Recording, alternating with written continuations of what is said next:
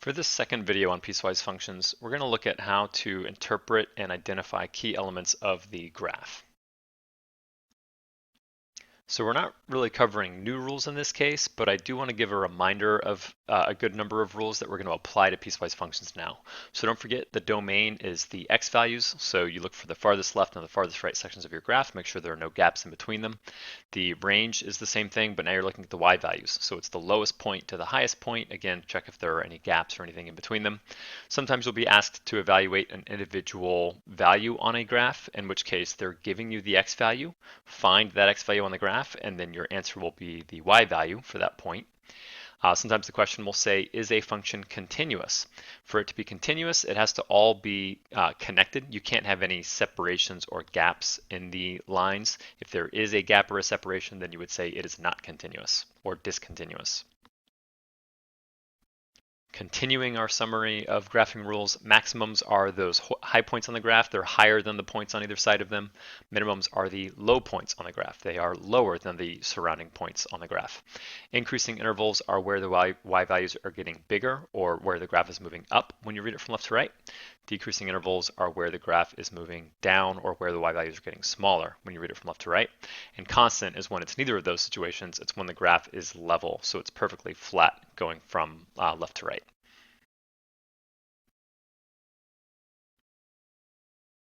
So here is our example. In a moment, I'll be showing you the graph because this is going to focus more on how do we interpret the graph. But here's the scenario. So Michael Scott has proposed a new pricing scheme for ordering reams of paper from Dunder Mifflin, and he is bringing this proposal to the company, Dunder Mifflin, the higher ups, and so they have to identify some of the key pieces of this. What prices does it cover? What are the high prices? What are the low prices? Will this be a good fit for the company or not? So they are going to analyze the graph he's provided, the function he's provided for them. They're going to identify the domain, the range, whether it's continuous or not, the maximum they could ever end up charging, the minimum they could ever end up charging, where the graph has an increasing price versus a decreasing price, and where the price is not changing. And then they're also going to try to test some prices to see how much would it cost for 2 reams of paper, 10 reams of paper, and 15 reams of paper. So here is the cost function that Michael has created, and these are the elements that we're going to identify from it. Now, one tip on using the graphing calculator I have shown here, the graph doesn't make the endpoints very clear unless you click on them for whether it's an open or a closed circle. And remember, open circles mean that we are not including that endpoint, whereas closed circles mean that we are including that endpoint. So I'm going to draw them in myself just so it's a little bit easier to identify which ones we need to use parentheses and brackets on for including and excluding the endpoints. So now I've emphasized that our graph does not actually hit x equals 0 here. It does hit x equals 15. It does not hit this x value of 17, but it does hit the x value of 20. So when it comes to evaluating the domain, the farthest left that I see is 0. However, there is a break in my graph. So I have all of the x values covered from 0 up to 15, but then there's a separation. Now for this first interval, I'm not including this endpoint, so it'll be parentheses. But I am including the 15, so that one's going to be a bracket. And then I have a second interval, so I'm going to use the union symbol. And this one is starting at an x value of 17, but it's not including the endpoint. And it's going all the way up to 20, and it is including that endpoint. So that would be the domain of my function here. It seems that Michael has forgotten to include what the price should be if they order somewhere between 15 and 17 reams of paper. So for the domain, my focus was on the x-axis and which values the graph actually hit from it. Now I'm going to do the range, which is the same thing, but I'm going to focus on the up and down motion of the graph. So I'm going to focus on the y-axis and identify that the lowest point my graph ever hits is at a value of 1. And then my graph does hit all of the values in between at some point, whether it's this red piece or the green piece over here. I'm hitting all of these y values all the way up to this highest point way up here at 19. And if the graph does not have a drawn in circle or dot, then we treat this as it is hitting that endpoint. They'll do the circle if they're trying to say that it got really close to it but did not touch it. So since we don't have any dots on these high and low points there, these are both going to be brackets in this case. So this has told us that the cost will vary somewhere between 1 and 19. For is the function continuous? Well, no, it's not because of this gap right here. All of these pieces were connected all together, but then there's a separation here where I would have to take my pencil off the paper to draw this graph and then reapply it here to continue drawing this last section. So for a yes or no, is it continuous? The answer to this one is no. There is definitely a break or a gap in the graph segments. Now the maximum is the highest point on the graph. It's the point where it is above everything on either side of it. So I can see that my max is this point way up here.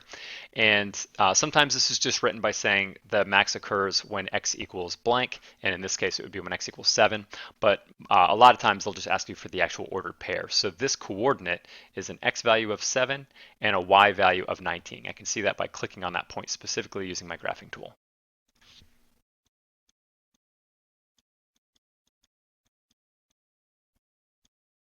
Now the minimum is the same idea, but it's the lowest point on the graph. So I'm looking at my y values, and this time I want to start from the bottom point I ever see. Again, I can click on it to help find what the exact coordinate is. This time I see that it's when x equals 13 and y equals 1. So I'm going to write it as the ordered pair again, 13, comma, 1. It's very easy to confuse coordinates with intervals. This is saying a precise location on the graph, while as these other ones were saying all the values from 0 to 15, which is a little bit different. Now the increasing intervals are where is the graph moving up or where are the y values getting higher as I read this graph from the left side to the right side. So starting on the left hand side, my graph is starting at an x value of 0 and it is moving up here. So I'm going to say from 0 and I'm going to focus on when does it stop moving up and start moving down or horizontal. So it stopped moving up when I got to this point at x equals 7. So remember, we're focusing on the x values for writing our intervals, and we're always going to use parentheses for writing increasing and decreasing intervals. And then I would be done if that was the only increasing interval, but I noticed that it went down for a while, and then it started to move back up again. So it started moving up at this point down here when x equaled 13. So since I have a second interval, I'm going to use that union symbol, and I'm going to say from 13 up until when it stopped moving up, which was at x equals 15. And again, for emphasis, we will always use parentheses for the increasing, decreasing intervals, because on the endpoints themselves, it's not being included on the endpoint. It's kind of saying like that's where it cut off. We don't know if it would have stopped and started moving down, or if it would have stopped and started going level across. My decreasing intervals, same idea, but now instead of saying where's my graph moving up, now I'm going to say where did it start moving down from the left side to the right side. So as I'm reading from left to right, it started at this x value of 7, and it kept moving down until I got all the way down here at x equals 13. Again, I'm not going to include the endpoint, so this will be parentheses on both sides.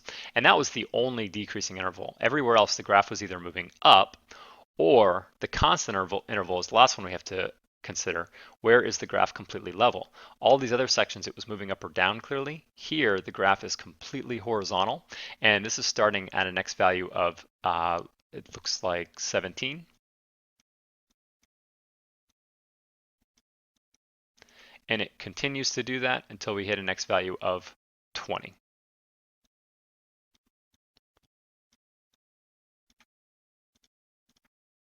And now we're going to try testing the model and evaluating a few possible price points. So what would the cost be if a person ordered 2 reams of paper? Well, I need to find what the y value is when x equals 2 exactly. So again, I can click and drag on this to get a precise value, and here I can see that the cost will be 7. So that's the cost of buying 2 reams of paper. And then we can also determine what will the cost be if we order 10 reams of paper. So I want to get as close as I can to the x equals 10 value. I can see here on the graph that the cost will be $10.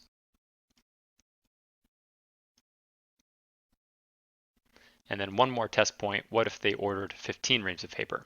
So this one's really close to my gap section, but I can see that if I went all the way up to x equals 15, the cost would be 5.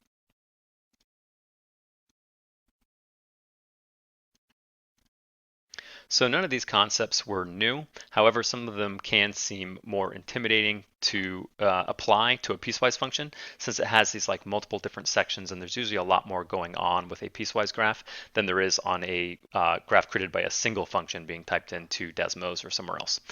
So the last thing I thought I would show you is what did create these various pieces. You can see each color is coming from a different piece of the graph. Here are the four pieces that made my shape. So I had the function y equals 1.5x plus 4 for x values from 0 to 4, so that's this red piece. Then in blue, I did a parabola shape, but it's upside down. It's been shifted to the right and shifted up, and I used that for values from 4 to 10 for x, so that's why it's just this middle section here in blue. And then in green, I did another parabola, but this one is not upside down. This one is facing up. It has been shifted to the right and up a little bit, and I used that graph for x values from 10 to 15. And then there was no graph for x values from 15 to 17, but starting at 17 and going on to x equals 20 is just a set value. It's always 875, no matter how many you order in this range. So I just wanted to show that so you can see what created the shapes, and then you could even apply that back to what we found for computing some of the values. I would have been able to plug in some of the numbers like plugging in x equals 2 and recognized it fits in this piece. And so I could have plugged it in 2 times 1.5 is 3 plus 4 equals 7. So that would have been the more algebraic approach rather than getting it from reading from the graph. So that's it for piecewise functions. Overall, I would say this is a terrible model for ordering paper from Dunder Mifflin because there are all kinds of weird things happening with the cost. Sometimes you are actually better off buying more paper. Why would you ever buy just 7 reams of paper if you could spend a whole lot less money and buy 13 reams of paper? So this is not a great model. That's all for the notes. Thank you.